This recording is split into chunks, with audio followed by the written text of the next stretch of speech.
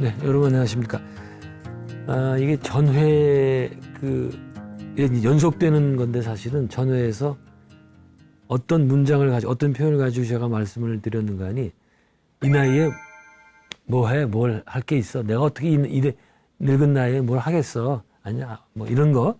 그게 이제 이해는 되지만 카르마 법칙 관점에서 볼 때는 문제가 있겠다. 그래서 뭐라 그랬습니까? 이 카르마 법칙에는 그 기본 가정이 요번 한 생만 사는 게 아니고 여러 생을 사는 거기 때문에 이번 생에 아무리 늦게 어떤 거 새로운 일을 시작해도 만약 그게 확실한 그 각인을 시킨다면 그 사람의 영혼, 의식에 그게 그대로 다음 생으로 전달이 되고 다음 생에서는 처음부터 이제 그 문제에 대해서 그 흥미에 대해서 발전시키기 때문에 큰 큰 진보를 얻을 수 있겠다. 이제 그렇게 말씀드렸죠. 그래서 아무리 늦게 시작을 해도 어떤 것이든지 관계가 없겠다. 뭐 그런 얘기를 하다가 이제 이렇게 넓게 거시적으로 보는 거에서 말씀드렸죠. 항상 이제 카르마 법칙은 거시적으로 봐야 되니까. 예. 우리가 이번 생을 살면서 도저히 이해 안 되는 게 그런 일이 많이 일어나잖아요. 예? 왜 내가 그때 그런 일을 당했을까? 왜 우리 부모님은 또 내 남편은 왜 그런 일을 당했을까? 이런 것들이 한 생으로 보면 알 수 없지만 거시적으로 보면 알 수 있겠다. 예. 근데 우리는 거시적으로 볼 수 있는 눈이 없죠. 예. 뭐 그런 얘기 하다가 거시적으로 보는 거 하다가 이제 우주비행사 체험 얘기했었죠. 우주비행사가 그 달에 갔을 때 그 지구를 바라봤을 때 그 경험, 그 경외감. 근데 그런 경외감이 일종의 종교 체험이 돼서 그 사람의 인생을 바꾸기도 한다. 이제 그 얘기를 하다가 종교 체험에는 이런 경외감만 있는 것뿐이 아니라 공포감까지 같이 있다. 그러니까 종교 체험에 두 가지 체험이 있다고 그랬었죠. 공포감과 황홀감 이런 얘기를 했었고 그 대표적인 예가 모세가 시내산에서 자이온 산에서 야훼와 만났을 때 그 체험 제가 말씀 잠깐 드렸었는데 뭐 그러게 하다가 이제 외계인까지 얘기했었죠. 외계인 외계인을 만났던 사람들이 많이 이제 만났다 주장하는 사람들이 많이 있거든요. 근데 정말 놀랍대요. 그 만났던 사람들 얘기를 제가 이제 책으로 보니까 너무나 이질적인 존재이기 때문에 여러분 아시잖아요. 어떻게 생겼는지 외계인들. 이제 우리가 주로 보는 외계인들은 스몰 그레이라고 그래가지고 제일 한 120cm 정도 되는 그 국민학생 정도 되는 그 키에다가 그다음에 이런 옷 같은 게 없죠. 그냥 매끄러운 피부 같은 것만 있고 눈이 이만하고 코는 그냥 구멍만 두 개 뚫어져 있고 입도 그렇고 다 퇴화된 거죠. 그러니까 너무나 다르니까 누구는 그러더라고요. 가장 비슷한 동물이 곤충이 그 사마귀가 외계인하고 제일 비슷하게 생겼대고 가장 낮은 체온의 외계인하고. 근데 그런 걸 보게 되면 인간은 자기가 모르는 걸 보게 되면 너무 이질적이기 때문에 큰 공포를 느끼게 돼요. 네. 근데 동시에 근데 외계인들은 또 다는 그렇지는 않은데 많은 외계인 접촉자, 컨택티라고 그러죠. 컨택티. 그 사람들 얘기 들어보면은 외계인들이 상당한 높은 영성을 지니고 있다. 그런 얘기까지 해요. 지금 제가 공부하는 중입니다. 이게 진짜인지 아닌지. 그래서 나중에 지난번에 말씀드린 것 같은데 시간이 되면 또 여러분들이 많이 관심이 있으면 이걸 좀 정리해서 말씀드릴 수 있을 거예요. 자, 우리가 지금 거시적으로 보는 얘기를 많이 하는데 이 대목에서 우리가 빠뜨릴 수 없는 얘기가 있죠. 바로 우물 안의 개구리. 이게 장자책에 나오는데 그게 처음인지 아닌지 그건 잘 모르겠어요. 그 이전에는 있어서 장자가 그걸 이렇게 갖고 온 건지 아니면 장자가 만든 건지. 다 아는 얘기 아니에요. 우물 안의 개구리. 그런데 실제로 또 아는 사람은 없어요. 이 장자에 나온 그 오리지널 얘기. 이게 또 재밌습니다. 이제 우물 안에서 사는 개구리가 동해에 사는 자라. 이게 우물 안에 개구리가 살고 동해에는 자라가 살았어요. 근데 어떻게 만났어요? 개구리가 자신은 우물 안에서도 이리 뛰고 저리 뛰면서 아주 즐겁게 사는데 왜 당신은 이 좋은 우물 안으로 들어오지 않느냐? 일가를 하니까 자라가 뭐 그런가 보다 해서 우물 안으로 들어가다가 이리저리 걸려가지고 들어가지도 못하고 해서 다시 도로 나오게 돼요. 그렇잖아요. 넓은 데 살다가 우물 안에 들어가면 돌들이 있으니까 적응이 안 돼가지고 이제 툭툭 치다가 이제 못 안 되겠다 도로 나오가서 이제 그때 이 우물 안 개구리한테 동해 자라가 동해의 광활함에 대해서 말해줍니다. 이때 동해는요, 제가 추측컨대 이제 그 장자도 산동 쪽인 게 그쪽 사람이죠. 그저 우리한테 서해안이에요, 그게. 근데 중국은 이 바다 연한 데는 동해밖에 없어요. 중국 사람들은 동해라고 그러죠. 우리는 서해가 되고. 그래서 그 동해 갖고 얘기하는 것 같아요. 근데 여러분, 이제 중국 제자들한테 얘기를 들어보니까 한국에 오면은 좀 부러운 게 몇 가지가 있는데 그 중에 하나가 한국의 동해래요, 동해. 그렇게 깨끗하고 모래사장 좋고 밝고 그런 데가 중국에는 없다 그러더라고요. 중국의 동해, 그러니까 우리한테 서해에서 바라보는 그 중국의 동해가 그렇지는 않은 모양이더라고요. 어떻든 이 동해 자라가 말하기를 동해는 그 높이와 길이를 말로 표현할 수가 없다. 그리고 홍수가 나든 가뭄이 나든 동해의 물은 증감이 없다. 당연히 뭐 바다에 무슨 증감이 있습니까? 요새는 증감이 생기죠. 이제 비가 녹아가지고 자꾸 높아집니다, 이거. 예? 어떻든 그래서 이렇게 동해를 바라보고 있으면 이런 것을 보면 매우 즐겁다. 이런 얘기를 해요. 근데 그 다음 얘기가 뭐 밑거는 말하는데 우물 안에 개구리가 그 얘기를 듣고 깜짝 놀라서 정신을 잃어버렸다. 뭐 그런 얘기를 이제 끝나고 일단락이 나거든요. 그거 뭐 좀 정신을 잃어버렸다는 건 좀 과장 같지만 뭐 재미난 표현입니다. 예. 어떻든 이 얘기는 뭔 거 아니? 우물 안에 개구리 그 조그만 데에서 말도 안 되는 그런 이제 이 거시재개를 바다 얘기를 들으니까 이해를 할 수가 없어서 그냥 정신줄을 놓은 거 아닌가 뭐 그런 생각이 듭니다. 그래서 이 미시세계에 빠진 사람한테의 그 거시세계를 보여주면 보통은 안 받아들여요. 예? 예. 또 알려고 하지도 않고 또 말해주면 또 그런 게 어딨냐고 얘기하고 또 다시 자기 세계로 들어가 버립니다. 저도 이제 종교 얘기를 할 때 이제 불교 안에서만, 기독교 안에서만 보는 그런 미시적으로 보지 말고 거시적으로 봐라. 이런 얘기를 하면은 뭐 안 받아들여. 나는 그냥 기독교 안에, 불교 안에 머물겠다. 이렇게 얘기하는데 이제 그렇게 이제 미시적으로 보는 게 문제는 아니겠다. 또 이제 지금 불교를 미시적으로 하고 그랬다고 또 이제 불교 신자 가운데서 뭐 비난이 올 수도 있겠네요. 상대적으로 그렇다는 얘기예요.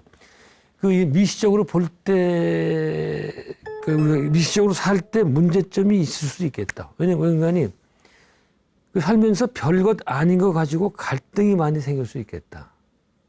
저는 무슨 얘기를 많이 듣는 거 아니? 우리 어릴 때, 지금 어른이 아니고 우리 어릴 때는 더 미시적이잖아요. 네. 어릴 때는 모든 게 잘못은 바깥에 있고 말이죠. 근데 그것도 판단할 수 있는 능력도 없고. 그래서 우리가 아주 어릴 때, 국민학교 이제 초등학교 1, 2, 3학년 그때.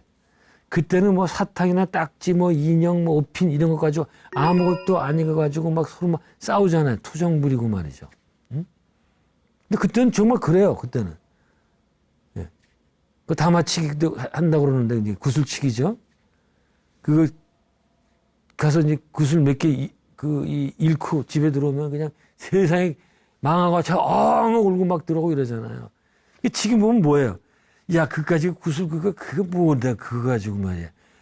울고 그러냐 말이지. 그래서 우리가 어른이 되면 거시적으로 보게 되면 어릴 때 놀았던 게 얼마나 부질없고 웃기는 일인가를 알 수 있게 된다 이거예요. 그래서 우리가 만약 삶을 거시적으로 보게 된다면 우리가 지금 삶 속에서 갈등을 겪는 게 사실은 사소한 것이라는 것을 알게 되지 않을까. 뭐 예를 들 것도 없이요. 이번 생만 딱 놓고 보면 우리가 전부 돈과 명예, 또 권력, 이런 세속적인 성공, 이것만이 중요하다고 생각을 많이 하잖아요. 중요하지 않은 건 아니겠죠, 그게. 그러나 여러 생을 놓고 거시적으로 인생을 바라보면 그런 세속적인 성공은 신기루 같은 것에 불과하겠다. 응? 신기루면 다 아시잖아요. 분명히 저희가 뭐가 있는 것 같은데 가면 없어지고 응? 그런 거. 그래서 우리가 이게 정신적으로 성숙한 사람들은 빨리 이것을 깨닫고 이번 생에 영적인 성장을 위해서 무엇을 해야 되는지 찾게 된다 이거예요. 자, 여기에서 저는 꼭 인용하는 게 있는데 힌두교에서 말하는 인생 주기라는 게 있습니다. 인생 주기. 이 힌두교에서는 인생을 4주기로 나누거든요. 처음에 학생, 그다음에 결혼 생활, 그다음에 은퇴, 수도자 생활 이렇게 나눕니다. 저는 이게 가장 이상적인 거 아닐까라는 생각을 이렇게 사람이 산다는 게 그런 생각을 해요. 그러니까 이 학생일 때 배우고 그다음에 결혼해서 이제 가정을 꾸미고 이건 이제 소위 말하는 속된 생활이 되겠죠. secular life. 그다음에 은퇴하고 수도자가 되고 은퇴할 때는요. 영어로 표현하면 forest dweller. 이 산림에 사는 사람. 수도자는 산야신. 아예 들어가는 게 은퇴는요. 이렇게 학생 때는 열심히 배워요. 당연히 배워야죠. 네. 결혼을 해서 이슬을 낳아서 이제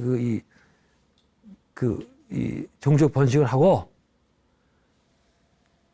그 다음에 그게 한번 50이나 이렇게 되면 그때는 일단 다 이 세속 일을 놓습니다. 그렇다고 근데 떠나진 않아요. 그때는 한동안은 그 숲속에 가서 명상하면서 수도를 하고 또 한동안 또 돌아와서 이 집에서 생활하고 이런 식으로 양쪽 생활을 합니다. 그러다가 마지막 시기가 하면은 완전히 접고 숲속으로 들어가서 거기서 생을 마치는 거예요. 이게 오히려 좀 이상적인 삶이 아닐까. 왜? 할 거 다 했잖아요. 예? 결혼도 해서 자식도 낳고, 그 다음에 수도자도 되고, 이런 거 아니에요. 부처님이 이렇게 사실 부처님이 이렇게 산 거예요.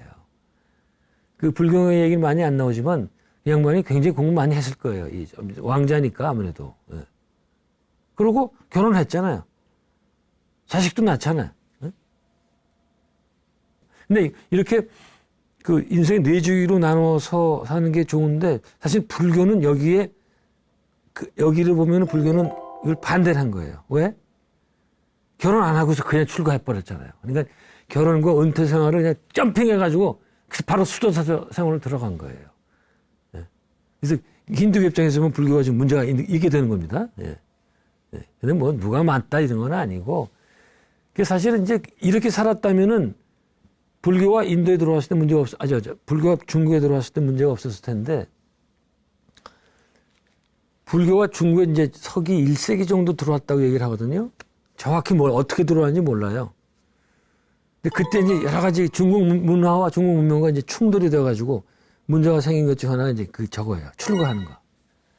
유교 문화권에서는 어때요? 유교는 그저 부모가 죽을 때까지 그 밑에서 모시는 게 효인데, 이거는 불교는 척하니 효돌적 부모 버리고 그냥 출가하잖아요. 무지하게 비판받습니다. 니들 정말 그런 중들 말이야. 니들 그런 불효가 어딨냐 말이야. 이럴 때 불교에서 어떻게 하는 줄 아세요? 집에서 효하는 건 소효, 작은 효다 말이야. 그러나 출가해서 깨달아 먹고 다시 그걸 이제 부모한테 이제 베풀어서 부모도 깨닫게 하는 거. 이게 대효다. 따셔. 이렇게 이제 이런 얘기를 하는데, 그건 그냥 하는 소리죠. 그런 거. 예. 어쨌든 그런 게, 그거 외에도 많이 있었어요. 충돌하는 게. 그게 좀 재미난 건데, 왜 그런 거니? 인도 문명과 중국 문명이 충돌하면서 일어났던 두 문명이 충돌하면서, 그건 당연히 일어나는 거예요. 당연히. 그래서 저는 또 옆으로 살면은, 근데 한국 수도 이제 특히 이제 신라의 불교가 들어갔을 때 충돌이 좀 됐었죠. 신라의 그 샤머니즘, 원래 있었던 샤머니즘하고 충돌이 돼서 좀 10여 년 기간이 지나서 이제 불교의 승리로 끝나겠지만 저는 이상한 게 지금 옆으로 빠집니다. 한국에 그리스도가 들어올 때 이 충돌이 별로 없었어요. 그 캐톨릭이 들어왔을 때 조상 숭배 때문에 이제 그 사람들이 제사를 이제 거부했기 때문에 없었고 적이 없었어요. 이 그리스도 신학과 뭐 유교 철학자들 사이에 피치기는 논쟁이 없었어요. 이게 있어야 되거든요. 이게 있어야 그게 이 불교도 마찬가지야. 이 저기 중국으로 들어갈 때 그런 논쟁을 거치면서 이 불교가 이 중국화되는 거예요. 중국화. 그래서 인도 불교는 완전히 아니지만 굉장히 다른 불교가 만들어지거든요. 그러려면은 초기에 피튀기는 논쟁이 있어야 돼요, 이게. 예? 저는 뭐 홍명집이라는 책이 잘 있어가지고 제가 많이 봤는데 제가 그 논문도 그렇고 이 번역한 책도 중국 유불도의 만남인가? 제가 번역한 책? 뭐 그 책도 그런 내용들이에요. 근데 한국에서는 기독교, 그리스도교 들어올 때 이게 없었어요, 이게. 그냥 척하니 들어와가지고 그냥 퍼져버렸어요. 그래서 저는 한국 그리스도교는 아직 한국 여기 토양에 뿌리 박지 못했다고 항상 저는 그렇게 주장합니다. 왜? 그런 치열한 논쟁이 없었기 때문에. 그러면서 기독교도 깨지고 한국 뭐 그것도 깨지고 그러면서 서로 이제 융합이 되면서 이제 새로운 사상이 나오는 거거든요. 그런 거 없이 특히 개신교는 미국 개신교 갖다 그냥 뒤집어 씌워버렸어요. 한국 저기다가. 그래서 이거는 그 물과 기름의 그 배합이다. 언제든지 깨질 수 있다. 그리고 한국 기독교는 밑에 이 기초 공사를 별로 하지 않고 그냥 위에다 집을 지은 이런 꼴이다. 예. 지금 보면은 뭐 캐톨릭 한국 개신교는 100년, 1000년 갈 것 같죠? 지금 유럽하고 미국, 특히 유럽 보세요. 젊은 사람들 교회 떠나는 거 보세요. 2000년간 내려왔던 그게, 예? 2000년 만에 지금 막 교회가 텅텅 비고 말이죠. 근데 같은 일이 한국에 벌어지지 않는 일이라는 보장은 없죠. 그러면 불교는 어떻게 할까? 그건 뭐 생각해 보시죠. 너무 같습니다. 제가. 자, 어쨌든 이런 식으로 그 성과 속을 같이 하는 공부도 하고 결혼도 하고 또 수도도 하고 이런 것들. 이런 것들은 이런 거시적인 시각은 어린 영혼들. 그러니까 뭐 이건 나이에 관계없어요. 제가 그랬죠?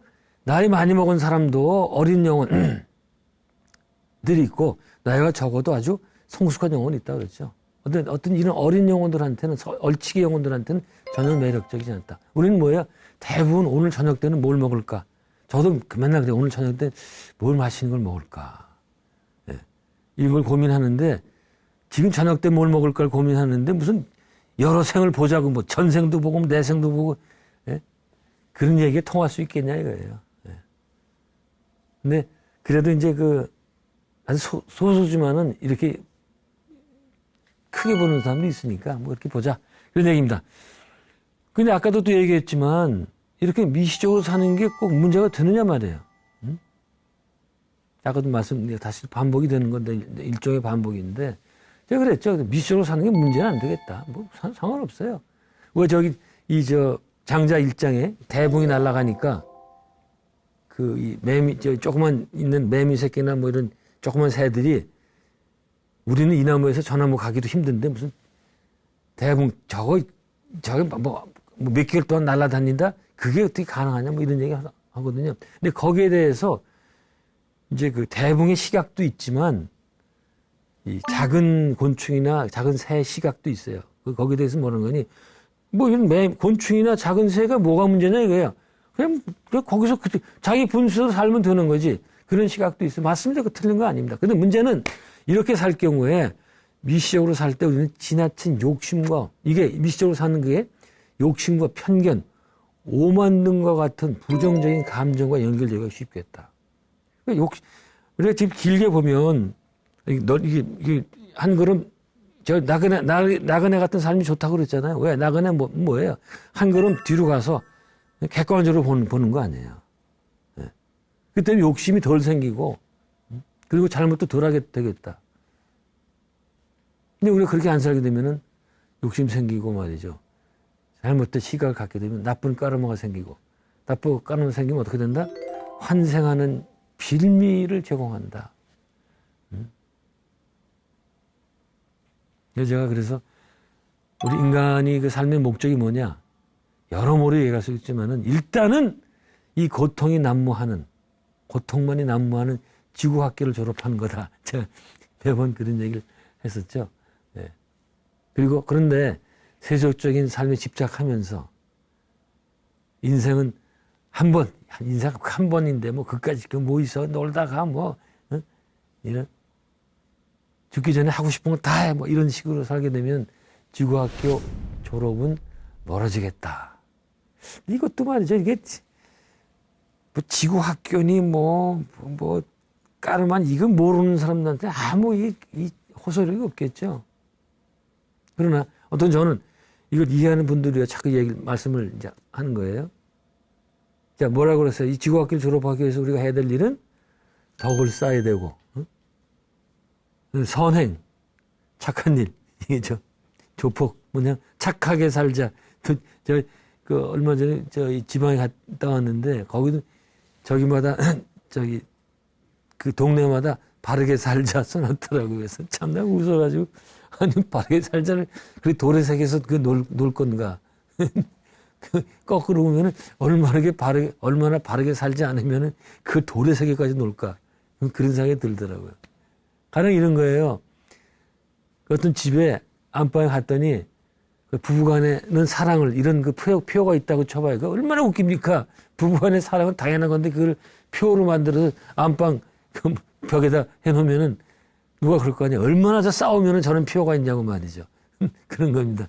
뭐 선행도 그런 거예요. 그래서 그 다음에 덕과 선행, 그 다음에 지혜. 반드시 지혜를 쌓아야 됩니다. 지혜. 기독교는 믿음이 우리를 구원한다고 무조건 믿어라. 그거 갖고 절대 구원 못 받습니다. 예? 왜? 그런 건 맹목적이란 말이야, 맹목적. 그들 말로, 기독교 말로 신이 인간에게 이성이라는 능력을 부여했는데 이성은 뭐 그냥 공일이에요? 공일? 노는 날이에요? 예? 그럼 무조건 믿으라고 그래? 뭔지를 알아야 믿죠. 참나 답답해가지고 참. 근데 이런 얘기를 해봐야 안 통합니다. 일단 한번 그 보수적인 신앙에 빠지면 거기서 못 벗어나. 자, 근데 이렇게 그 단생만 주장하는 친구들한테 이런 질문을 할 수 있겠죠. 아니요. 다시 말해서 제가 지금 질문을 이런 질문이 가능해요. 다생을 인정할 때 이런 시각도 있어요. 모르가니 아니 우리가 정말 다생 여러 생을 산다면 꼭 이번 생에 다 할 필요가 있어? 적당히 하다가 안 되면 다음 생에 하지 뭐 또 이렇게 하는 사람 말하는 사람도 있어요. 그래서 저는 그런 여유는 좋다. 그렇지만 이번 생에 해야 될 거를 다음 생으로 미루면 안 된다. 따라서 우리는 살 때 이번 생밖에 없다는 생각으로 치열하게 살아야 된다. 제가 맨날 다생 얘기하는데 그거 쓸데없는 생각이란 말이야. 이번 생만 존재하는 생각으로 치열하게 살아.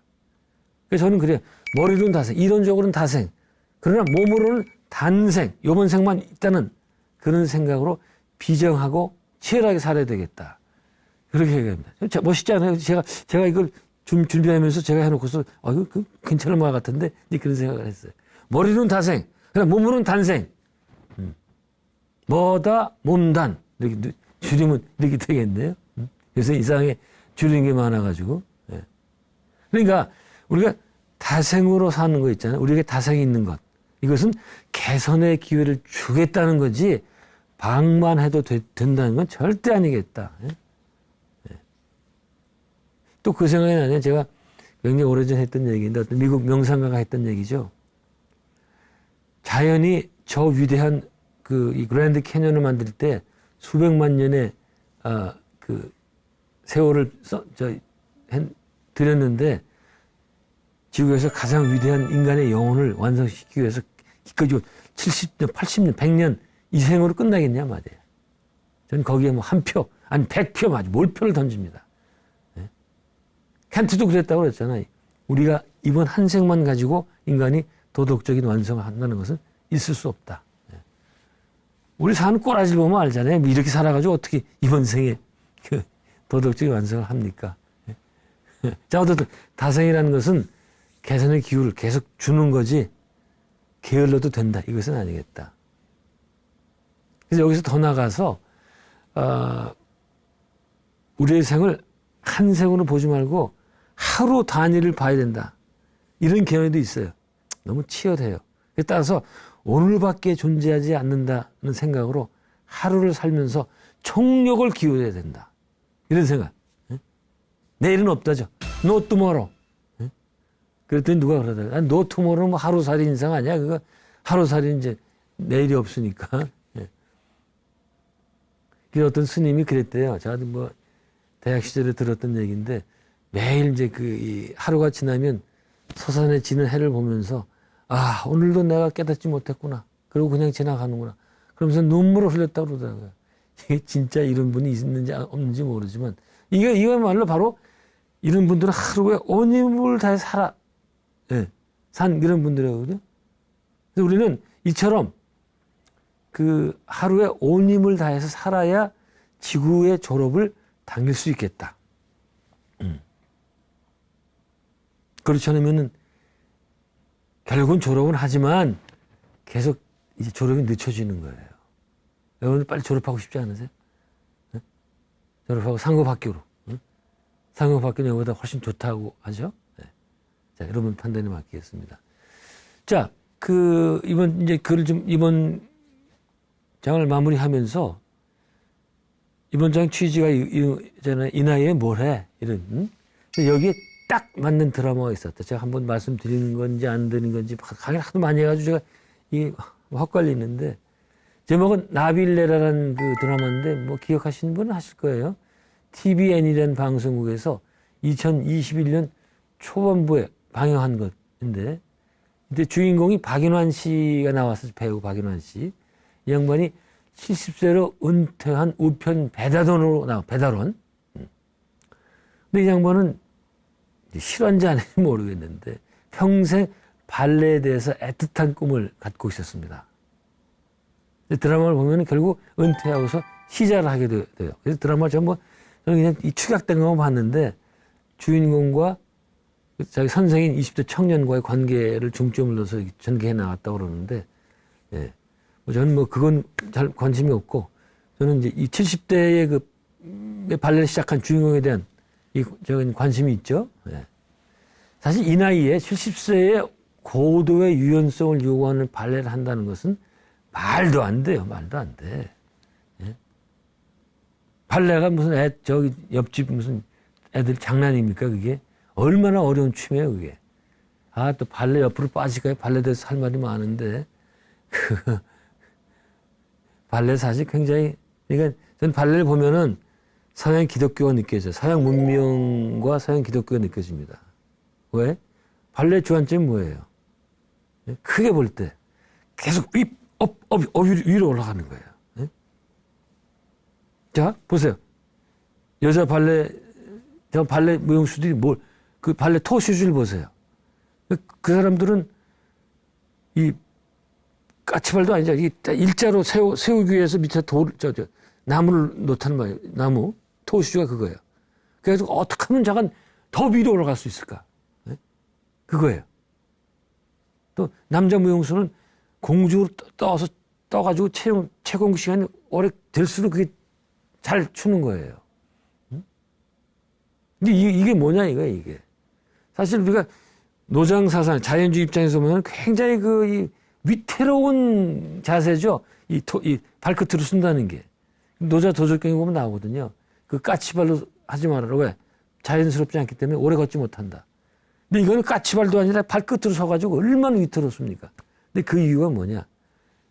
저는 그 기독교 영역이라고 보는 거예요. 왜? 기독교의 모든 것은 가장 중요한 것은 하늘에 있잖아요. 하늘에. 그죠? 신이 하늘에 있으니까. 그래서 그냥 기독교는 어떻게든 그 가까이 가려고 필사적인 노력을 한다. 그게 어디에 또 나타난다? 기독교 교회 건물에 나타난다. 특히 개신교. 쾰른에 있는 독일, 그거 보세요. 그 개신교회. 그냥 첨탑, 지금 하는 거 첨탑들이 뾰족하게 해서 그냥 어디 뭐 엉덩이에 찔린 것처럼 쭉 올라갔다 거기 십자가 딱 놓잖아요. 뭐야, 전부, 이건 뭔가니, 이게 땅을 부정하는 거예요. 땅이라는 뭐야, 인간적인 그, 이 욕망, 이런 것들, 인간적인 거. 그걸 부정하고, 그냥 어떻게든 하늘로 가겠다는 게 아주 그냥 그, 이 발광 같은 거예요, 발광. 특히 개신교회가 그렇죠.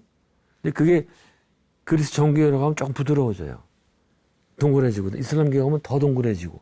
근데 한국이나 이쪽으로 오면 한국 절은 딱 바닥에 안착돼 있잖아요. 예? 그런 거. 저는 이렇게 문명을 보는데 한 가지 더 말씀드리면 한국 전통 무용은 발끝을 쓰는 건 거의 없어요. 그 사람, 한국 전통 무용은 이게 돌 때도 발꿈치로 돕니다. 굉장히 이 동작이 자연스럽죠. 서로 뭐가 낫다 그게 아니라 서로 다르다. 발레도 그 디젤 같은 거 보면은 숨 막혀요. 너무 아름다워가지고 직접 보면 말이죠. 다 아름답습니다. 잠깐, 발레는 그만두고, 잠깐, 이 나이에, 그 70세 나이에 발레를 한다는 건 말도 안 된다. 굉장히 어렵거든요, 발레라는 거는. 예? 저도 한번 그냥 A백, A샵백, 하면서 한번 해봤더니 이게 도저히 안 돼요. 나이가 숫자에 불과하다는 건 저는 그 거짓말이라고 봐요. 계속 지금 나이 들어가면서 몸이 굳어가거든요.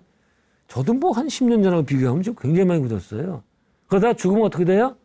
완전히 굳어버리죠? 그게 죽는 거예요. 완전히 몸이, 이제 우리가 죽으면은, 임종이 끝나면 한 40분, 1시간 뒤부터 몸이 굳어지기 시작합니다. 그때는 정말 이상해요. 그때까지는 체온 남아 있어가지고, 그냥 그 이전 사람 같은데, 굳고 몸이 차가워지면 정말 이상해져요. 자, 어떻든, 그래서 이게 우리 늙어감이라는 것은 굳어감이 아닐까. 뭐, 노사인이 그 노래 보면, 제목이 뭐더라? 모르겠는데, 기억이 안 나는데, 뭐, 우리가 나이 먹어가는 것은 뭐, 익어감이라고 그러는데, 뭐, 그것도 좋아요. 뭐, 익어감. 그냥 저는 굳어갑니다. 예? 근데 문제는 몸이 굳으면 생각도 굳는단 말이에요. 예? 맞아요. 노인들이 완고하고 고집이 센 이유, 몸이 굳어가지고 같이 굳어 나가는 거예요. 그래서 요가하는 사람들, 이제 인도 사람 자꾸 요가를 해가지고 몸을 푸는 겁니다. 이 마음이 안 굳게 하려고. 그 맞는 얘기예요. 어린애들 보세요. 거의 그냥 어디 맥힌 데 하나도 없잖아요. 막 통통하고. 그러니까 애들은 마음도 아예 무심하다가 마음이 굳은 게 없어요. 근데 다시 돌아와서 그날 이 나이에 발레 전문가가 된다는 것은 불가능한 건데, 그래서 저는 응원하고 싶다. 네. 그래서 이때 가졌던, 이때 보면 발레가 기본 자세 있거든요. 뭐 다리 피고 이렇게 겹치고 이런 게 있는데, 그거 자체도 마스터하기 안 돼요. 네. 그렇지만 발레에 대한 열정과 감동은 그 사람이 우편원이 가졌던 그 사람의 영혼 무의식에 깊이 저장될 거다. 그리고 이 정보는 아까 얘기처럼 다음 생으로 전달이 되고, 그 다음 생에서는 어려서부터 발레 열정이 샘솟아서 아마 일찍부터 발레를 시작하지 않을까. 뭐 이건 추정이에요, 추정. 이건 그냥 그럴 수도 있겠다. 그러지 않을 수도 있어요. 그건 정말 모릅니다. 그러면 어떤 그렇게 됐다 치면 그때는 전문가가 돼서 발레를 통해서 삶의 심오한 면을 배우게 되고, 그다음에 모르겠어요. 그다음에 계속 전개하는 세계적인 강수진 같은 이런 세계적인 발레 리나가 될지 모르죠. 그래서 어떤 잡지를 여성 잡지를 보니까 이 드라마를 소개하면서 타이틀을 인생은 지금부터라고 이렇게 해놨더라고요. 저는 제목 잘 적었다고 생각을 해요. 네. 또 제가 말씀드리는 것과 지금 취지가 일치하고, 어떤 때도 늦은 때는 없다. 네, 그 얘기입니다. 이게 또 이 강의를 또 이제 그만두려고 그랬더니 또 생각나는 노래가 있네요. 여러분 잘 아시는 내 나이가 어때서, 이 노래, 유명한 노래. 맨 마지막에 내 나이가 어때서 사랑하기 딱 좋은 나이인데, 이런 노래. 예? 그걸로 끝나잖아요. 예? 전 처음 제가 그 노래를 들었을 때는 무슨 다 늙어서 연애야 기껏 그냥 이제 늙었으면 생을 정리해야지 애들처럼 또 뭔 연애질이야 이래 비아냥거렸거든요. 근데 이런 일이 양로원에서 실제로 일어났다고 그러더라고요. 네. 제가 직접 들은 거 아니고 라디오에서 들었었어요. 라디오 무슨 노인네들 나온 프로에서 들었는데 어떤 76세 먹은 남자 노인이 양로원에 그 갓 들어온 72세의 그 여자 노인을 보고서는 갑자기 순간 젊었을 때 가졌던 순수한 연애 감정이 살아나더래요. 그러면서 가슴이 설레고 그저 바라만 보고 싶고 그저 바라만 보고 싶고 하는 또 유익적인 노래네. 유익정 씨가 했던 노래. 그저 바라만 보고 싶은 뭐 그대. 예. 하루 종일 같이 있고 싶고 뭐 이런 마음이 생기더래요. 제가 그 얘기를 듣고 그게 그럴 수가 있겠구나. 예? 그래서 뭐 라디오에서는 그 뒤에 어떻게 된지 모르겠어요. 뭐 거기까지만 하고 이제 좀 그 사연이 끝났으니까. 근데 만약에 이걸 이제 추정을 해본다면 이제 거기서 이제 두 노인이 마음이 잘 맞아가지고 예. 서로에게 이제 애틋한 마음을 갖고 뭐 거기서 이제 생을 마감하겠죠. 근데 이 정도의 애틋함이라면 그대로 이제 그게 이 영혼에 또 쌓여가지고 이제 저장이 돼서 다음 생으로 전달이 되겠다. 그러다가 이제 다음 생에 또 이 두 사람이 만나게 되면 만나게 되는 게 뭐 쉬운 건 아닌 것 같아요, 이게. 또 이제 이 두 사람이 또 마침 어린 시절에 만나가지고 어린 시절에 만날 수도 있어요. 그래서 그들은 서로 옛 친구를 본 것처럼 서로 반가워서 또 연애를 시작하게 되고 그때 이제 원 없이 사랑할 수 있지 않을까. 또 그때 결혼도 하고 좋은 가정을 꾸미고 평생을 무난하게 유의미하게 살게 되지 않을까. 이제 그런 잘 된다면 그렇다는 얘기. 잘 된다면은.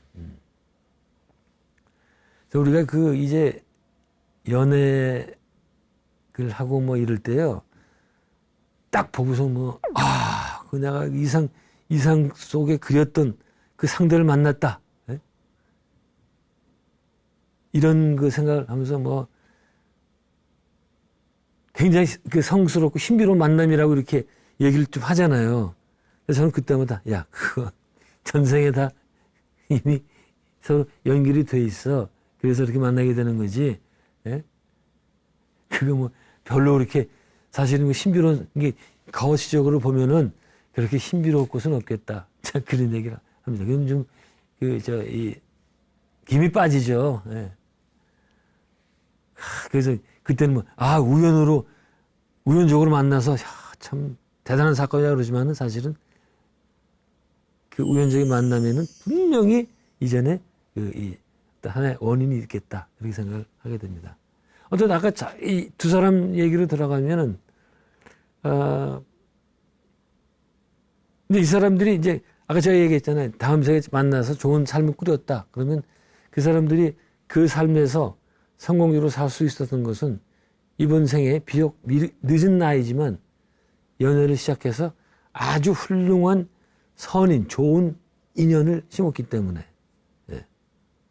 가능하겠다. 만약에 근데 이 사람들이 양론에서 만나가지고 이 나이에 무슨 연애야 에이야 그런 거 안 해. 이제 마음으로는 좋은 감정을 느끼면서 거부했다면은 그렇다면은 그 무의식에는 어떤 정보도 저장이 안 될 거고 따라서 다음 생에도 좋은 과보가 생길 수 없을 것이다. 우리가 그렇게 예측해 볼 수가 있습니다.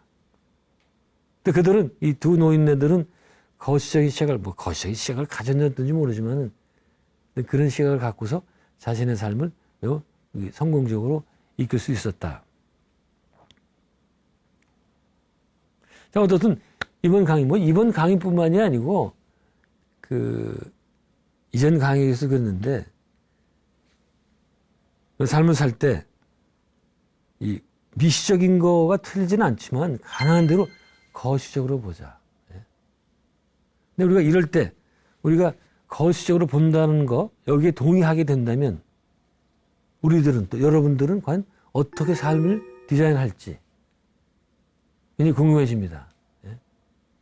그래서 저는 천천히 서두르자 이런 말로 좀 강의를 마치고 싶은데 천천히라는 거는 이 거시적으로 보는 거예요. 그러니까 뭐 너무 급하게 할 필요 없죠. 천천히 하니까. 그러나 서두르자. 왜? 이거는 단생, 한 생을 보는 거예요. 이때는 서두르기. 빨리 해야 될 거 해야 되는 거예요. 그런 면에서. 뭐, 이 천천히 서두르자, 뭐, 앞뒤가 맞지 않는 얘기지만, 예. 그게 뭐, 나름 굉장히 이 마음에 와닿는 그런 얘기로 생각이 됩니다. 네, 이제 강의를 마치면서, 제가 이거, 원래 그 주제가 이 나이에 뭘 해? 내가 뭘 해? 뭐, 그걸 가지고, 이 2회, 거의 뭐 2시간 정도를 얘기를 했네요. 뭐 제가 뭐 제 결론은 뭐 어렵지 않습니다. 언제고 우리는 새로운 일이 닥치면 새롭게 시작을 하면 돼요. 자꾸 제 얘기를 해서 말씀드려서 좀 죄송한데, 제가 사실은 몇 달 전만 해도, 내 책 좀 그만 볼래. 이제 지금 있는 책도 감당을 못 하는데, 어떻게, 이제, 종교에 대한 책도 뭐 다 이제 출간했고, 더 이상 쓸 것도 없고, 이제 그만둬야지. 이랬는데, 느닷없이, 이제 제가 요새 UFO 책을, 공부를 또 새롭게 시작을 했어요. 그래가지고는 미국에 있는 아들놈한테 부탁을 해서 아마존에서 책을 사서 보내라고 그러고 말이죠. 지금 보면 책이 보이지도 않아요. 이게 돋보기로 봐야 될 판입니다. 이게 조그마하고. 근데 보게 되더라고요. 이게 재밌고 이러니까. 자, 이게 참 끝이 없는 거구나. 이게 UFO 공부가 새롭게 다가온 거예요. 다시 제가 그걸 받아들이고 또 시작을 했습니다. 저도 그래서. 어떻게 될지 모르겠는데, 여러분들도 새로운, 언제 어떤 게 새롭게 들어와도 거부하지 마시고, 거시적으로 수용하시고, 그때그때 최선을 다하자. 이게 마지막 말씀드리고 강의를 마치도록 하겠습니다. 네, 고맙습니다.